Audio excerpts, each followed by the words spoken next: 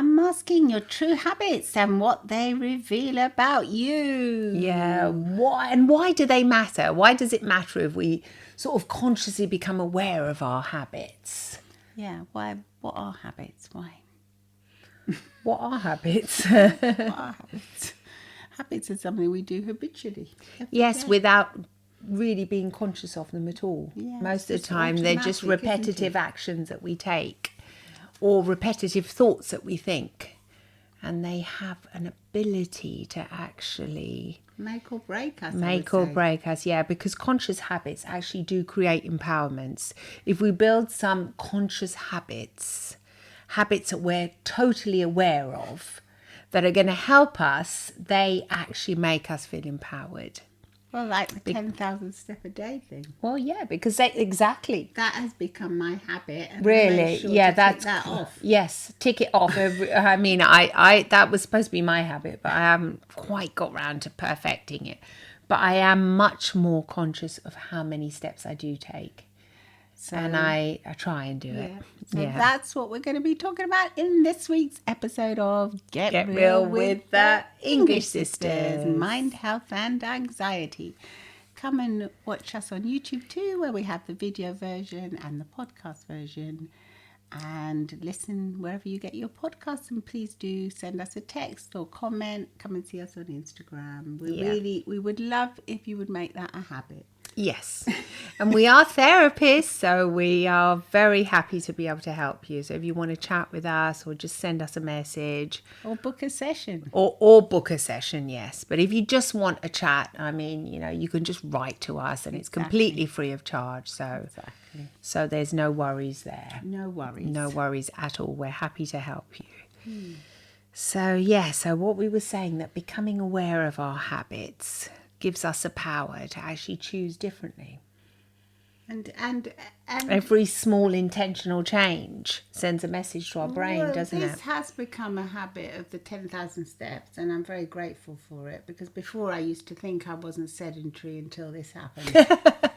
Because I used to think I move around a lot, but like in the wrong way. Whereas now I make an effort to go for a walk or play golf or do something which will get me those steps, or go on the treadmill. And you actually get 10,000 every day. Yeah, more really. Wow. Yeah. I forgot about that. I hit my fitness levels every day, or double or quadruple them. I mean, I've only put 30 minutes in to make it easy for myself. Yeah, I do that with the a movement. It always says, "Oh, you've done really well with movement." I mean, yeah. Anyway, I'm going to get down to that more now. Now that I've heard about it, even further, I'm going to do it more. So yes, I think that's why they create empowerment, because they're conscious habits, and they become, once you become so used to doing your 10,000 steps that you're not bothered about it anymore. It's like every morning drink a glass of water. I do that now. Every morning I drink a large glass of water and I'll put some lemon juice in it. Me too. That's become a conscious habit, and I'll miss it if I don't do it. But I'm fully aware that I'm doing it, and it's something I'm doing for my health and to create. Do you think that sets you up for a healthy day? Well, of course it does. Well, it keeps me hydrated, and then it's a healthy, It's a healthy habit. It's a healthy habit, exactly. Because habits, habits can be healthy or unhealthy. Exactly. So you want to have a healthy habit.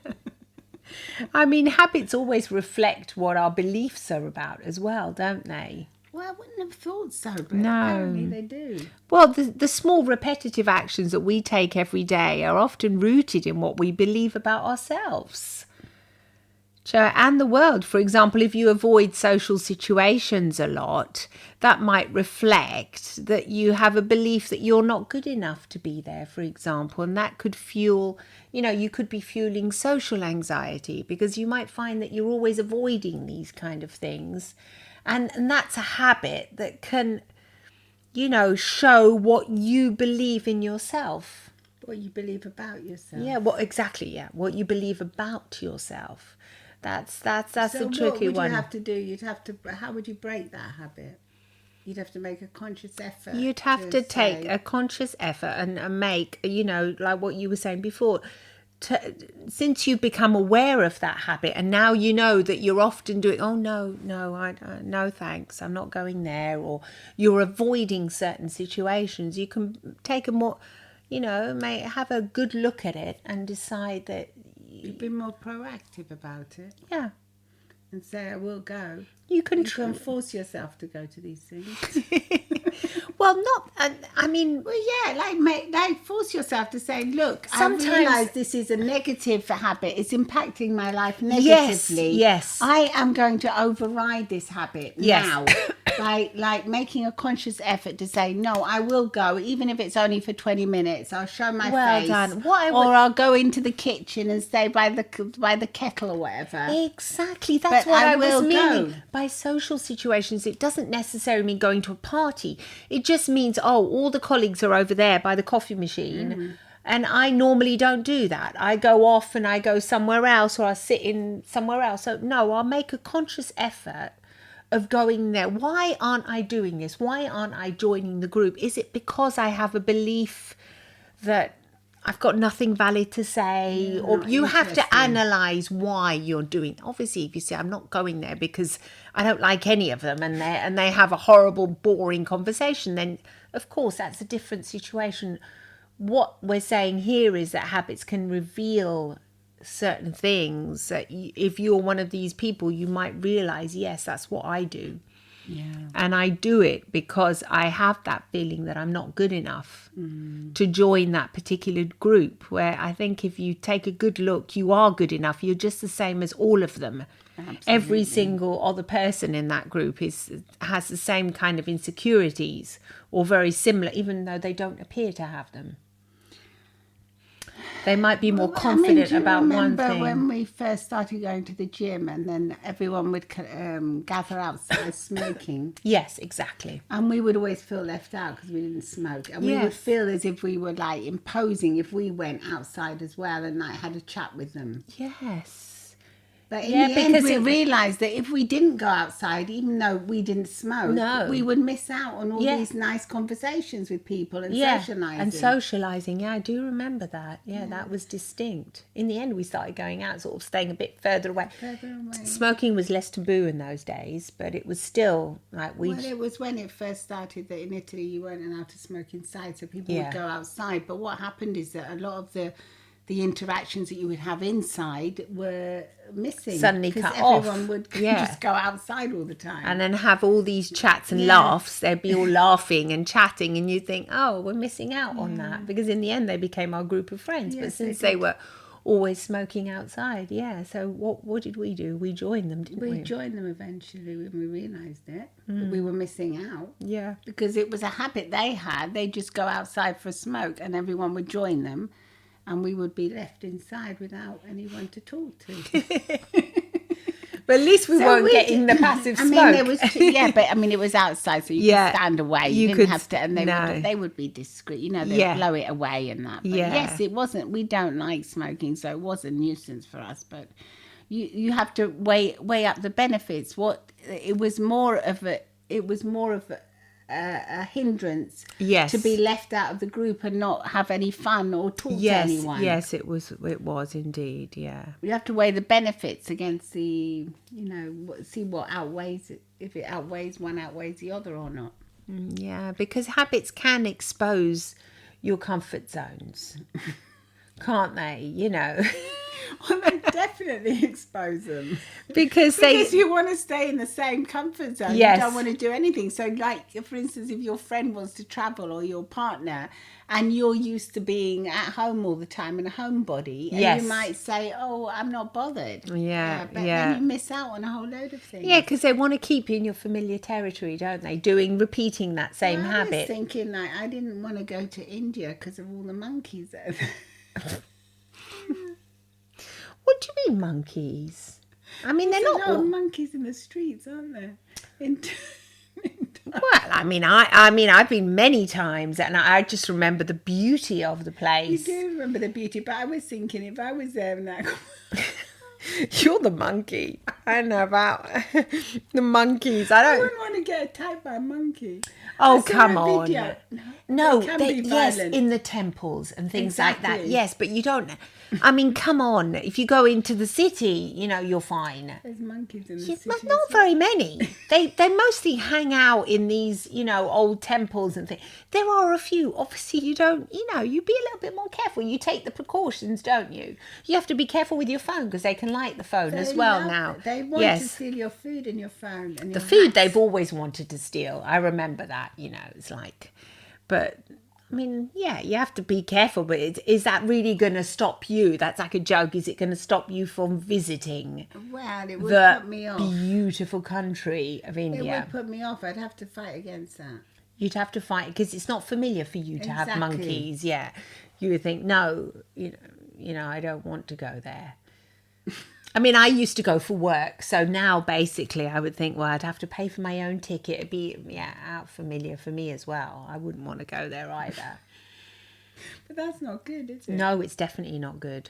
No. That's why we have to fight against these kind of things. The habits, Habits just easy things. You become comfort zones. You become more and more used to your comfort zone and less. Because it's very enriching in the end. Like what you said, if you just take the precautions not to go where there's yes, you just put everything away and you make sure you keep like your backpack and you don't leave it on the back. You put it on the front where you can hold it. You just cross your arms or something. I'm sure they're not going to be that dramatic.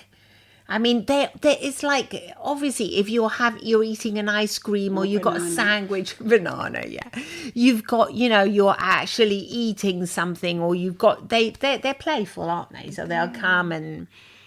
I think I would scream. Yeah, I think most of us would probably scream, especially knowing us, we'd probably definitely scream. But I don't think that's going to be, a major issue. But this is one of the ridiculous examples this is just of saying... a stupid thing I'm saying now. Yes. I'm just being a bit fickle. You are being fickle, but... I'm being a bit of a, what's it called? But just being a bit funny. Silly, about it. yeah. A bit silly, but... it's a laugh. But it's the reasons, it's like, why don't you want to go to Egypt again? Because last time we went to Egypt, we got ill with the bug. The bug, yeah, the what's it called? The Egyptian bug or something. It's like a joke. You get this severe diarrhea, and you don't. Vomiting as well. It was very. I didn't actually get that. Oh, your daughter got the high fever, didn't she? Yeah, it puts you off these kind of. But then it's so beautiful. I know. So you've got to sort. And I've got those memories to treasure, but I wouldn't do it again though. Yeah, but I was just talking to my brother-in-law yesterday. He said, I've just come back and it's absolutely amazing. But do you remember we went and we did that scuba diving on the reef? Yeah, beautiful. And how beautiful that was. But now I would be frightened to do that now. Because I know the danger. This is turning into a comedy podcast. The dangers. Yeah, but we were quite safe. We were before the barrier. We were. I mean, we were just scuba diving. We weren't. People think we're down there with our big. But we were over the barrier reef. So it was. No. We were just before the barrier reef. We did not go we went beyond into the deep sea. We did. It was deep sea. It was deep ocean. Wasn't there somebody with us though? Husbands. No one that could protect you. And the kids. Jellyfish. Oh, the jellyfish. They started following us. Gosh. And now that I see these videos, maybe because there's so many videos around of animals attacking people. Like yesterday, I watched one of this seal pulled a little girl. She was just on the pier, just sitting there, and a seal came up and pulled her into the sea. What for? Just to play? To play, play for whatever. And the father immediately jumped in and got her out. God, what kind of videos are you watching? I see these gorgeous videos of... Yeah, that's wise, your son, because the other day I saw a beautiful video of a dolphin saving a man or something. Well, come on. It's the opposite it's way, perspective, isn't it? You're watching. Yeah, your son is obviously feeling a bit anxious now and he's showing you all these videos. I don't know what he's doing, but anyway. He's trying to make me anxious. Yeah. In the end, but what the habits do is they expose your comfort zone. So you can become aware of them. You can know, right, I'm becoming very habitudinary. Is that what it's? Very set in my ways. Yeah, very set in my ways now, and I'm always doing the same things. That's why I don't want to do that. If you're aware of it. I say that to myself. Me too. But then I say, yeah, like if you're used to doing something all the time with someone else or doing something together, then you don't want to do it on your own, maybe. No. No, I'm used to going to places with you. Yeah, If I have to go on my own, I don't like it. It causes as much. more anxiety. Yes. Yeah, you say, oh no, I have to go there, and I'm used to being part of a team now. Yes, yeah. When you're used to it, yes, obviously. You obviously have to fight against that. I think you have to make a conscious effort of saying, no, okay, but I'm used to this. This is a habit for me to go with somebody, but today I'm going to have to do this alone, and I'm going to sort of, become aware of the habit, and you're going to have to break it. Yeah. Sometimes because you can't always keep it, can you? Habits do reveal how we cope in life in general, yeah.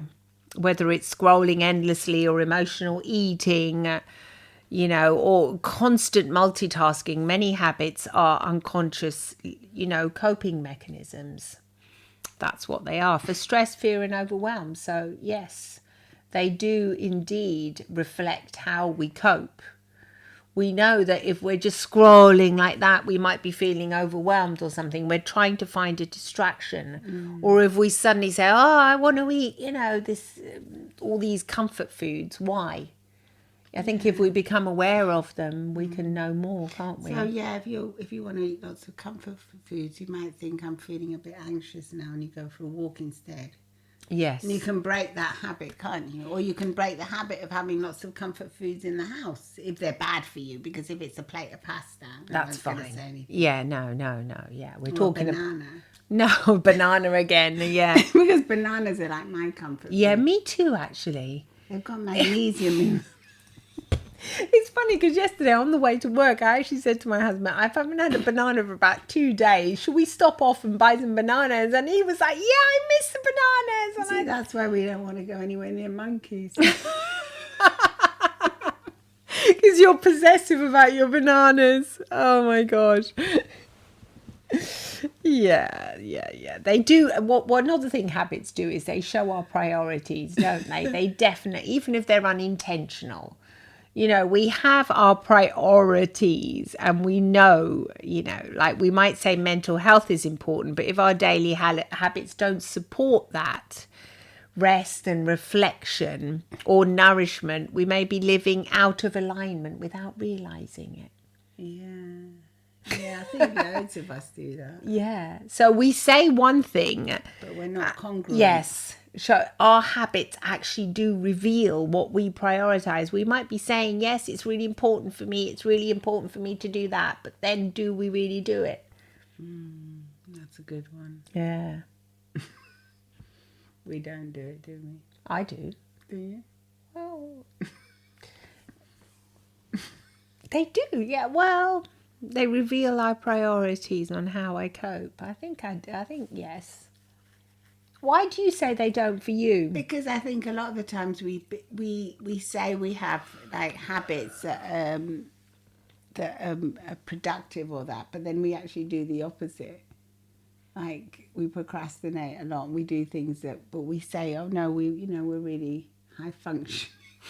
Is that what you say? Is that what you say? You're really high functioning, and then you do the opposite, and you go off and not do it. Right. No, you might go and sit on the settee and watch some Netflix or something.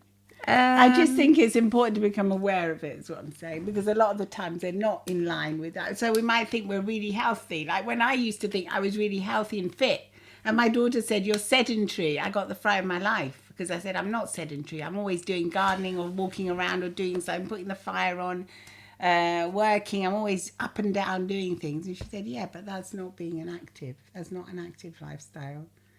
You're not even I doing remember when she 10,000 said steps that. a day. Yeah. And I said, what? 10,000 steps? That's a joke. That's like a joke, That's so many. And yet now it's your Now habit it is to doesn't seem prioritize that. You Yeah, do now I prioritize it. now. But what I mean is a lot of the times we make this movie in our head about how our lives are. And then when you actually go and analyse and you look through your day, you see it's all it's the opposite. It's the opposite of what you think of yourself. Yeah, and you know that habits do actually impact how our brain is wired. No, because the Well, it more doesn't you surprise repeat, me. the more you repeat something, Yeah. neuroscience tells us this, that, habits strengthen certain neural pathways. Well, if you become more confident, Yes. if you become more active, you're going to be like, you're going to feel better about yourself, aren't you? You're going to be more confident. It's going to Or it could also be, the more you engage in anxious thinking or avoidance behaviors, the more your brain will just naturally default to That's them. why I say we have to force ourselves against this kind of thing. We have to cut that neurowiring and say, because our brains will want to go and do what we are used to, what our habits tell us. That's why we want to have a cup of tea at 5:00 or our coffee in the morning. Absolutely. So we have to say, is coffee good for us? I think it is, so I'll have one. But if it wasn't good, like when I had high blood pressure and I was not on my meds, I said I cut coffee out. Yeah. So you have to think, is it good for me? Is it okay to have it? Is it productive for me? Yes, and then or no. Yeah, I think a lot of us have become used to having, like, you can become used to having these anxious thoughts, and you can sort of feel comfort in them. And it's odd to say that, but you don't, like, you're almost scared of just thinking, well, what would I do if I didn't have those? Your brain goes, what would happen if? Yeah, what would happen if I didn't always have to feel anxious? What would happen if I didn't always expect the worst to happen to me? What would happen if I can just be calm? I think a lot of the times with anxiety is because we have our imaginations are too vivid. So we develop scenarios that don't even come true half the time. Yes, so So true. we make up these little films in our mind about something that's going to go wrong when it probably never will. Exactly. And that's a habit, isn't it? And that's one that the more we do, the more we get better at doing. So we've got to become aware of it and think. And become aware of making up of a scenario that's positive. Yeah, like you're doing, like the 10,000 steps, or becoming mindful and thinking, okay, I'm going to break that habit of anxious thinking just for today. And I'm going to start thinking, no, that's not necessarily going to happen. This is what's going to happen. I'm going to have a good day. It's not all going to be bad, Well, it makes you feel amazing when you start talking to yourself like that. Yes. And that's one of the things that, internal dialogue is a habit of how you talk to yourself. Yeah, what you focus on, how you respond, how you respond to all the mistakes that you make as well, the feedback that you can get from them. Instead of because the thing about anxiety is you can either feed it or you can soothe it, or embrace it. Or well done, yeah. Clever clogs here. You can embrace it and understand it and just say, that's actually better, because you're embracing it and saying, look, I know why. Me too. I know why I'm feeling like this. Thank you, brain, for making me become aware that there is a potential situation that I have to, navigate. She's giving me all the words here. That I have to navigate today, and I will navigate it, but I want to navigate it feeling strong and empowered without having to feel weak and anxious. And that's how I want to navigate my day, feeling strong. Exactly. And in control, not just thinking my mind is going to go off and worry about monkeys coming to steal my bananas. Yeah, bananas or my phone, like what you were saying before, because the brain is a bit like a wild monkey. Yeah. It can go off and be... They say it's called the monkey brain, isn't it? They do actually, yeah, I've heard of the monkey brain. Yeah, it's like never calm, always, jumping around. I think that's... When you have amygdala, when you're not, you just like fight or fight all the time, yes. So if you start observing your internal dialogue, you can start shaping it, can't you? That's what we do. That's how we learn to stay calmer. Well, that's what really helped us. Yeah, so much. I mean, it was a light bulb moment, wasn't it? Well, also, yeah, definitely. It becomes is when you become mindful of how your brain works and how how you're thinking, how you your suddenly patterns can of thought. You can like disassociate and look at yourself and think, well, is that realistic? Is it true? No, it's not. I'm not. I'm coming from a place of fear instead of a place of calm. And it's very calming and soothing, really. It really helps. You can ask yourself, is this just a limiting belief? Once I learned about limiting beliefs, that they were just beliefs that actually aren't real. They're just things that are based on things that have happened to you in your life. Somebody said a grade that you got at school, something, and it's not really real at all. And you just suddenly believe that about yourself. Yeah. It compounds over time, so you can change that. You can change a lot of things, and you can make your habits help you and be successful. You can have success with the habits that you create. Well, yes, because they can also sort of like I mean, I'm laughing here, but it's quite no, because habits can mask also some other more serious serious problems. Well, yeah, it's nothing funny really, but they can mask. Yes, still.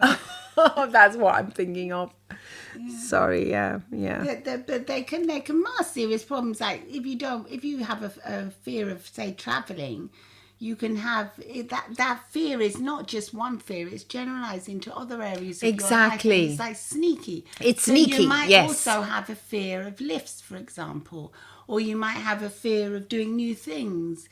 So there might be this deeper reason. It's a wound. Why are you behaving in a certain way? Yeah. Why do I have this habit? If you become curious about yourself, you can start unmasking it and thinking, oh yeah, going to the root of the problem. Yeah, maybe I'm a perfectionist.